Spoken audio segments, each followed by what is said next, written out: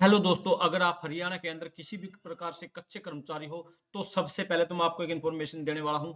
आपको हर एक प्रकार की जैसे अगर आप कच्चे कर्मचारी में जैसे कौशल रोजगार निगम में लगे हुए हो, कॉन्ट्रैक्ट बेस पर, अडोब बेस पर, डीसी रेट, पार्ट टाइम या अन्य किसी भी प्रकार की आउटसोर्सिंग पॉलिसी पार्ट 1, पार्ट 2 में लगे हुए हो और आपको लगातार जॉब में बने रहना है, तो आपको लगातार इनकी जितनी भी लेटेस्ट अपडेटें हैं, कोई भी विभाग या लेटर आता है, कोई भी इंफॉर्मेशन आती है, तो उन सभी की जानकारी आपको लगातार होती रहनी चाहिए। क्योंकि अगर आपको कोई भी इंफॉर्मेशन ऐसी है जो कहीं ना कहीं आपसे चूक जाती है, तो कहीं ना कहीं हरियाणा के अंदर वो कौशल वाला हो या कच्चे कर्मचारी हो, तो सभी जगह बहुत बड़ा कंपटीशन है भाई।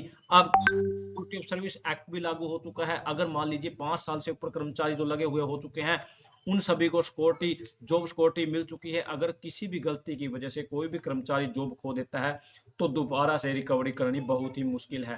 जी हाँ दोस्तों, आपने थंबनेल में देख लिया, हरियाणा अर्जेंट लेटर 2025, नाम, विभाग, पोस्ट, जिला, मोस्ट अर्जेंट लेटर, फटाफट कच्चे कर्मचारी, न्यू लेटर धमाका। आज आपको मैं बिल्कुल लेटेस्ट लेटर दिखाने वाला हूं। उसके लिए आपको क्या करना है, सबसे पहले तो फटाफट से चैनल को सब्सक्राइब कर लेना।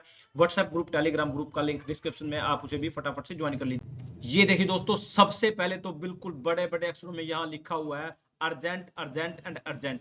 यहाँ क्या दिया गया है, यहाँ Haryana power generation corporation limited के अंदर दिया गया है द चीफ इंजीनियर एडमिन। यहाँ पर दे दिया गया फ्रोम और टू आया है चीफ इंजीनियर, यहाँ पीटीपीएस, यहाँ पर चीफ डी शीट आरटीपीपी, यहाँ पर यमुनानगर हिसार, यहाँ पर दे दिया गया। क्या दिया गया इसके अंदर, यहाँ ये लेटर वैसे जारी हुआ था 14/1/2025 को, और यहाँ regarding engagement under outsourcing policy part 2 in the subject stated matter certain information has been sought by human resource department Haryana vide memo number यहाँ 13/1/2025 यहाँ पर दे दिया गया। There of it is request to supply the following information.